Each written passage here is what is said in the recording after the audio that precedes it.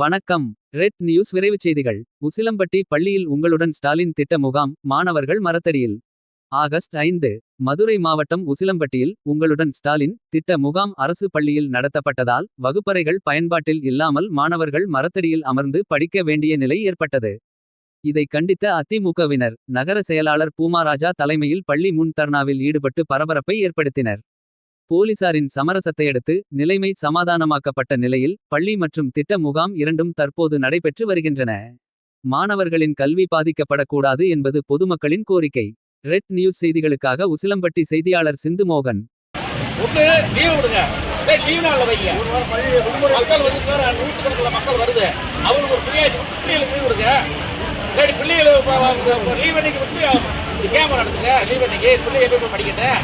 அது விட்டு லீவ் விடாம ஐநூறு ரோட்டில் பூரா தெருவில் வந்துருக்கு. தெருவுக்கு பூரா பிள்ளை மரத்தில் ஆளுங்க சின்ன முகாம் நடத்துற ஆளுங்க எதுவும் செய்வாங்களா? பள்ளிக்கூடத்து பிள்ளை 500 படிக்காத என்ன போறது பிள்ளைங்களா? படிப்பு வேணா போயிங்களா? முகாம் நடத்துங்க. ஆனா பள்ளிகளுக்கு விடுமுறை வச்சுட்டு முகாம் நடத்துங்க. அதுக்கு இடையே ஒரு கிடையாது.